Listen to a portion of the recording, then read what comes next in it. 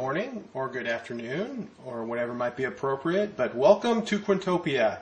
And today I would like to share with you a review of my model of the A1A 68,000 diesel locomotive from Mabar, based on a prototype from the SNCF in France. This is a relatively new model. It is still available on the web at various hobby shops, and if you're one of the fortunate ones who has a hobby shop that actually stocks stock from Mabar, which probably aren't that many, at least not in the USA, you can probably pick one up off the shelves today. I picked this version up on a visit to Paris last year at a hobby shop called Offerline, which I took Metro Line 6 to reach. It was easy to get to from the Metro, easy to visit Offerline. It was a beautiful, nice, clean, open hobby shop, a very easy walking distance from the Metro station. And of course, I needed to get a souvenir, and this was precisely the kind of souvenir I was looking for. Again, this is probably an unusual manufacturer, because who's ever heard of Mabar? I certainly haven't until they produced this model. And of course I'm familiar with SNCF, but this was not a locomotive I was very well familiar with, but it does bear a very striking similarity to the SNCF BB 67,000 series, which I'll compare this one to it so you can see how similar they are.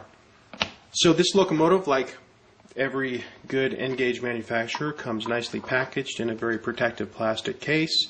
It comes wrapped up in cellophane, and the cellophane makes it very convenient to remove the locomotive from the package, which I will do now. And there we go. There's also this little plastic piece right here which protects the fuel tank section from damage, I guess, in transit.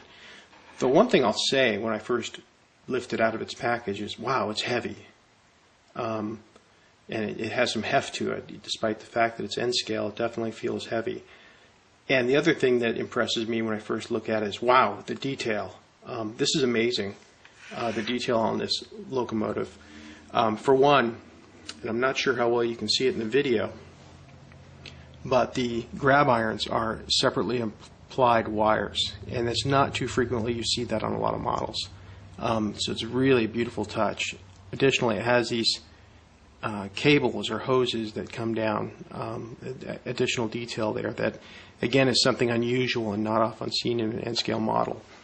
And then these beautifully well done, I'm not sure what these do other than hold the axle of the middle axle. There's obviously 3 sets of axles on each of the bogies, and it's called an A1A because apparently the prototype had powered, dummy, powered, powered, dummy, powered, and the A signifies one axle.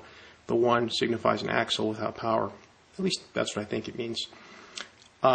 Like I said, it's quite, back to the model itself, it's quite beautiful. The vent casting is excellent. The printing is just fantastic. But the attached grab iron detail is just truly amazing what they were able to accomplish with this model. It does also feature, obviously, lights, bidirectional lighting. It's very easy to convert to DCC. It's got an NEM 651 interface in it. And let's go ahead and open it up right now and take a look at the interior. And we'll see how easy it is to actually open. I'm going to pry it apart, give it a little shake, and it comes right off. And there you can see. And now you can actually see the reason for its heft, because the entire sides of this chassis are just metal. Now, alongside the A1A 68,000 here from Mabar, I have the BB 67,000. I think it's actually 67,300 class. A lot of numbers. Which is obviously a very similar looking cousin to this locomotive. And you can tell that the differences are, at least the cosmetic exterior differences are really similar. But you can also just note the quality of detail that Mabar, or Mabar, I'm not sure how you say it, put into their model of it. Excellent version. Like I said, the details, the bogies, everything is just really well done, really cut in nicely. In terms of other things that I find really interesting is that and I think this is prototypical, the Trix one does not have a lit light above the cab windows, whereas the Mabar one definitely has that light there, and it looks great.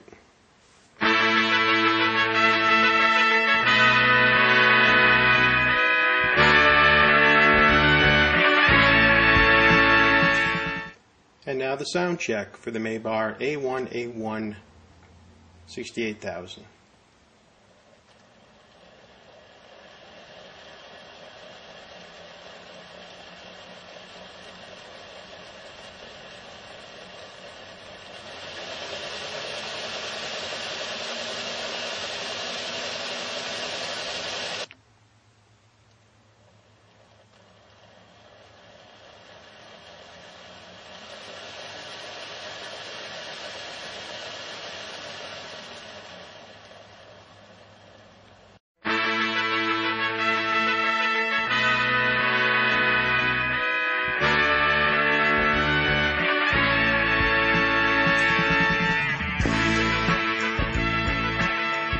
So the A1A 68,000 from Mabar, representing a great looking locomotive from SNCF.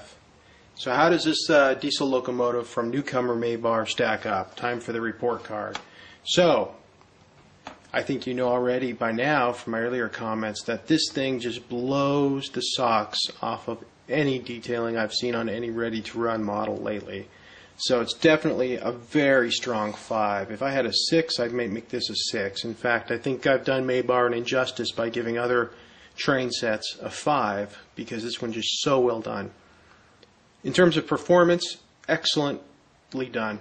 The weight of the locomotive, how quiet the motor is, it's just fantastic. Super smooth running, super excellent running at slow speeds. Fantastic.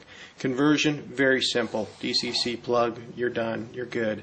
Cost, this is another area where I'm just blown away. Given the quality, the detail, the excellence in engineering put into this locomotive, cost was actually fairly good, and I'm going to give them a 5 for that. X Factor, yeah, this one gets it, mostly because Mabar is new to the field. This isn't their first N-scale train they've produced. They've actually produced a rail car, a French rail car as well.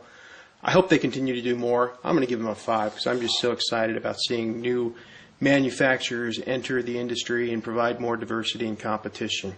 So how about that? Straight 5s, 5 out of 5, total of 25. 5 is the score. Great job, Mabar. Happy face.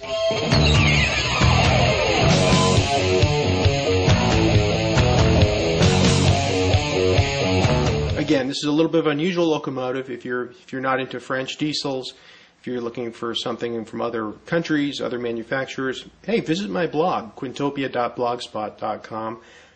There's a lot of reviews there I have of other trains I've got, beyond sort of the more esoteric maybe interests that I might have, or at least esoteric to you, not to me.